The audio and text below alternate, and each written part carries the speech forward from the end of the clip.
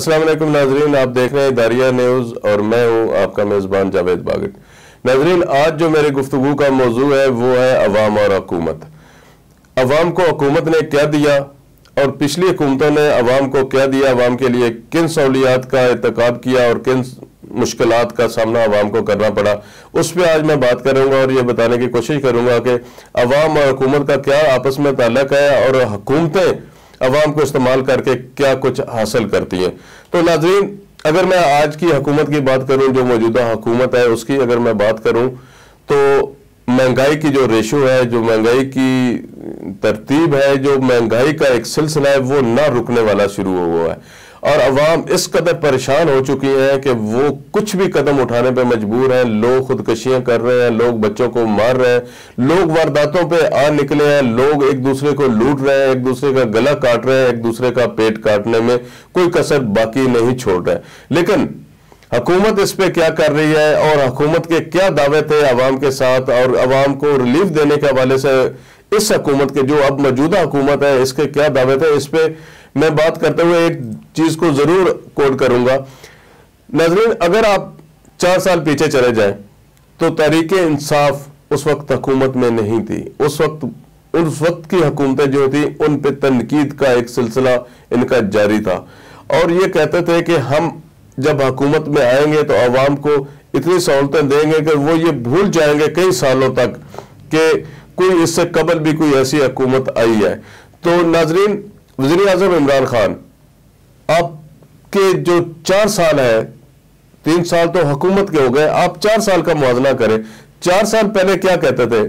4 साल पहले उन्होंने एक तजवीज़ दी थी, बल्कि उन्होंने एक दावा किया था कि हमारी हुकूमत पहले 100 दिनों में अवाम को वो रिलीफ देगी जो कभी वो भूल नहीं पाएंगे। जो मुश्किलात अब अवाम को है वो कभी उनको नहीं आएंगी, उनका कभी उनको सामना नहीं करना पड़ेगा। लेकिन वो 100 दिन कैसे गुजरे, किस तरह के हालात रहे और उन 100 दिनों में क्या कुछ होता रहा, ये भी मैं आपसे जरूर शेयर करूंगा। तो नाज़रीन, हुकूमत के वो जो 100 दिन थे, जो पहले 100 दिन थे, मेरे ख्याल में आज हुकूमत को 1100 दिन गुजर गए हैं। मतलब यह कि तकरीबन 3 साल हुकूमत को हो गए, लेकिन उनके वो पहले 100 दिन जो है वो अभी तक पूरे नहीं हुए। उनका जो पहले 100 दिनों का फार्मूला था, जो आज के वजीर, जो आज की अहम वजारतों पे कायम वजीर हैं, जो उनके पास बड़ी अहम वजारतें नहीं, जिनकी वजारतों को कारकर्दगी बुनियाद पे तब्दील भी किया गया, उस वक्त उनके जो दावे थे अवाम को रिलीफ देने के हवाले से आज वो कहीं नजर नहीं आते हैं। अवाम आज इस कदर परेशान है कि वो ये सोचने पर मजबूर है कि उन्हें क्या करना चाहिए और उन्हें किस तरफ जाना चाहिए।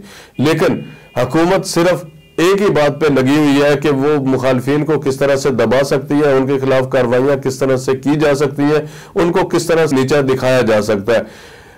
और ये जो सारी चीजें हैं, इस पे अवाम का क्या कसूर है?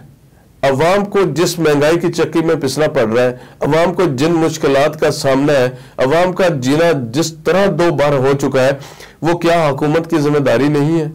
क्या वो जो दावे 100 दिनों के थे कि 100 दिनों में हम मुल्क की तकदीर को बदल देंगे, हम कहीं से कुछ नहीं लेंगे, हम कर्जा नहीं लेंगे, हम बिजली के बिलों की अगर बात करें तो उस वक्त बिजली के बिल जलाए गए थे और ये बात कई दफा कई एंकर्स ने कोट भी की कि उस वक्त बिजली के बिल जलाए गए, बल्कि ये तरगीब दी गई थी कि आइंदा अगर बिजली के बिल बढ़ेंगे तो हम बिजली के बिल नहीं देंगे, यानी कि अवाम बिजली के बिल की अदायगी नहीं करेगी, वो मुफ्त बिजली इस्तेमाल करेगी लेकिन वो बिजली के बिल नहीं देगी। ये उस वक्त तरगीब दी जाती थी। जिन जलसों में ये बात की जाती थी, उन जलसों का अगर आज आप रिकॉर्ड निकाल के देखें तो आज वो सारी चीजें जिससे इमरान खान ने पिछली हुकूमतों पे तनकीद की, उससे कई गुना ज्यादा का सामना है मौजूदा अवाम को।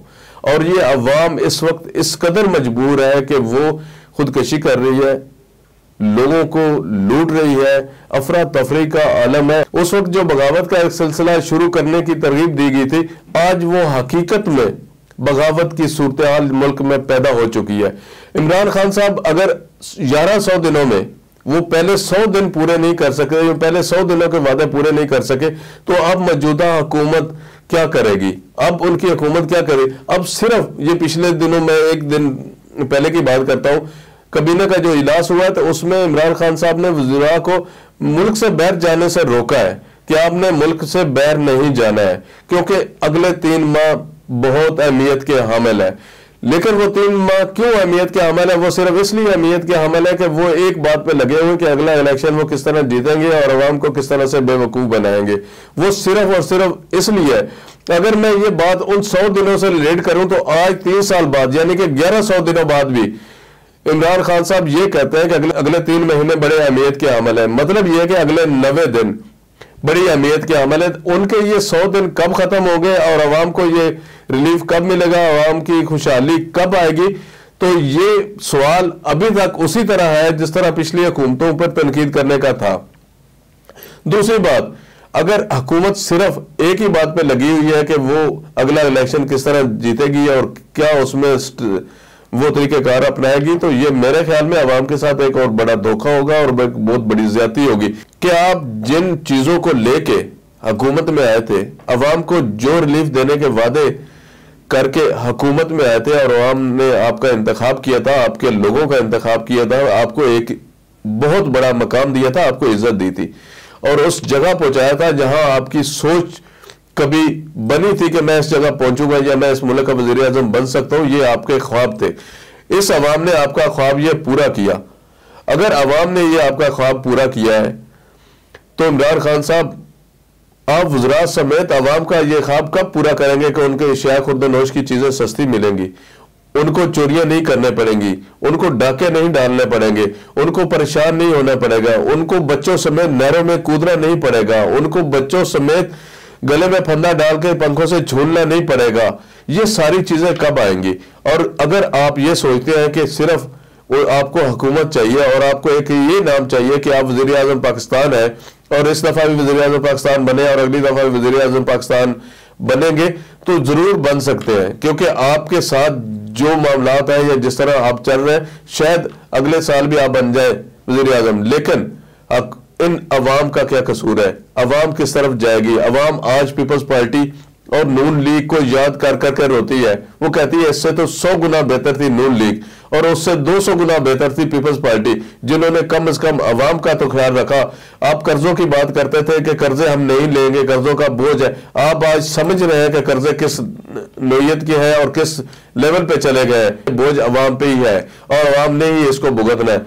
तो मेरी जनाब हुकूमत से गुजारिश है कि अवाम का ख्याल करने के लिए जो टीम आपने मुंतखब की थी, उस टीम में देखे कौन किसका क्या किरदार है और कौन क्या कर सकता है, उस तरफ उसको लगाए, ताकि ये आने वाले जो 2 साल है उसमें कम से कम इतना तो हो सके कि अवाम अपनी जेब खाली दे के खुदकशी न करे।